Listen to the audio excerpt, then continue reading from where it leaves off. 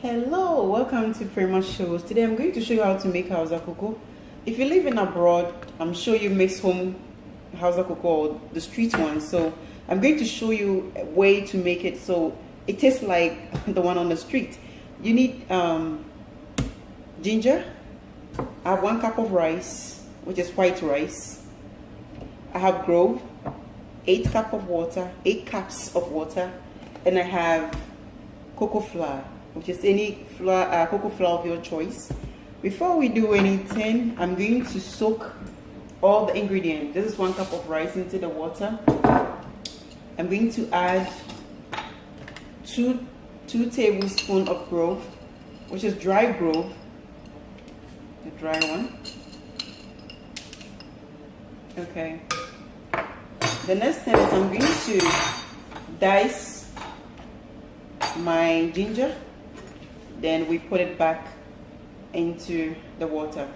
All right, so I get my onion diced, my ginger all nice and diced, and I'm going to put them into the water. The trick is you're going to leave the water uncovered. Do not put a cover on it, just leave it outside for 3 days. It's going to ferment, then we will come back to it and then we will blend it. Some people prefer to add pepper, but I have a lot of ginger and the cocoa itself has some pepper in it, so there's no need to add pepper in the water. Just leave it outside for 3 days and we will get back to it. Thank you. Hello, welcome back. It's day 3 on our Hausa Koko. This is how the juice looked like when we soak it. I left it outside for 3 days and this is how it looked like. The reason why it looked a little bit brownish is because of the grove. That is why it looks. So what we're going to do is, we are going to blend it though, but I'm going to pour the water into, making a mess. Okay. Then I'll put the rest, everything into my blender.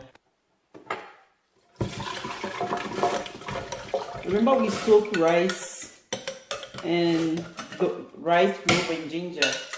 This is for those who based in abroad, and this is Hausa Koko part 1. I'll make part 2 very soon with millet. So that I'm taking, there was some of the ginger into the water, so I'm just scooping it into. So I get it in the blender. Let's blend it. It make noise. I use Ninja blender. That's just what I use. Is the most powerful tool you can ever have in your kitchen. So that is why I use Ninja blender. If you want to cook like me, follow every procedure I do, please try and get Ninja blender. Stay tuned. Let me blend this and I'll get back to it. This is how it looks so far. All right. So what I'm going to do is, let me take the top out. And I'm going to drain it with the drainer.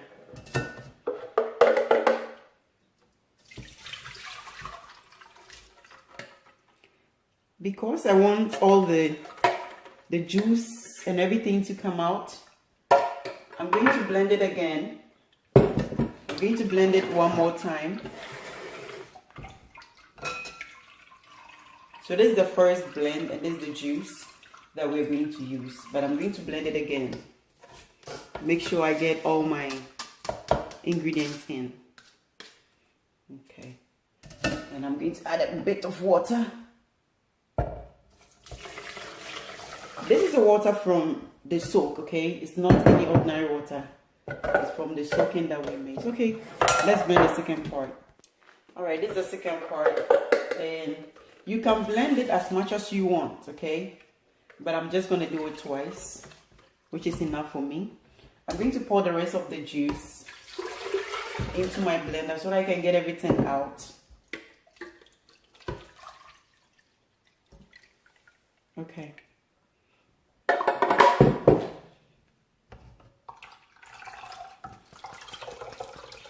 All right, now that we get everything together, I'm going to take all these out, clean the place, and we are going to make our Hausa Koko. Remember, it's right there. This is Hausa Koko flour. Next time, I'll teach you how to make it with millet. All right, stay tuned. Don't go nowhere.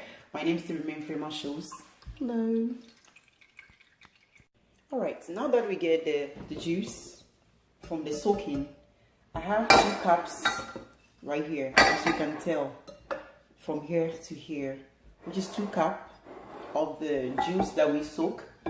And I have 1 cup of cocoa flour. I'm using this type, this brand, which I like it so much. And I have 2 cups of plain water. What we are going to do is we are going to put the plain water into our saucepan. It needs to be boiled before we add our flour. So let me cover it up. Okay, now that I put that into cover, I'm going to add 1 cup of my cocoa flour. Make sure you mix it really well with no lump. And it's also depend on how thick and how light you want it, okay? So let's leave it to, I'm going to stir it till all the lump is mixed. And also at the same time, I'm waiting for the plain water to be boiled. The plain water is on the saucepan to boil. Now water is boiling, so I'm going to take the lid out. And I'm going to put it in gradually.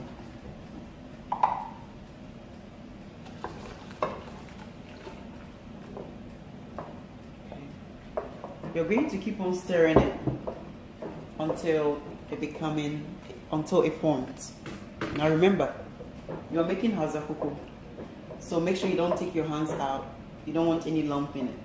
So I'm going to keep on stirring it until it all mixes together. So this is how it looks so far. Yeah, it's almost, it doesn't take long to cook. It's almost done. If you don't want it thick like mine, you can reduce the flour. But if you want it thick like mine, then you follow my procedure. Okay, this is how it looks. I show you. I'm going to add sugar into it. I like to put the sugar in so that it all cook together. As soon as I put the sugar in, I don't need to cook it further. I can just leave it for it to be absorbed. But it depends on how many sugar you want. Okay, so basically our Hausa Koko is done, and I'm going to turn the heat off, allow it to cool down a little bit, then we serve. Like I said, if you don't want it thick like mine, you can reduce the cocoa flour. But if you want it thick like mine, then you follow 1 cup of Hausa Koko flour, 2 cups of the juice we mix, and 2 cups of plain water. Stay tuned. Let me leave it to have the turn the heat off. Allow it to salt, then we are going to serve the cocoa. Now that our cocoa has our room temperature, let's serve. This is how thick I want mine, like I said. If it is too thick for you, you can add more water into it, especially warm water. But don't overcook it, otherwise it will turn watery. You feel like it has too much. That's why I want you to follow my measurement to have it. I mean, if you're first time making it. And the next time I'll show you how to make it with millet from scratch. All right. So this is our cocoa, and this is the coffee I made the other day. Whoa, love it. Remember, if you're in abroad, you can get this plant in any store of African markets. You can get it. It's the best amount. Or I do want to thank you for watching. My name still remains Frema Shows, and it's bye bye from me.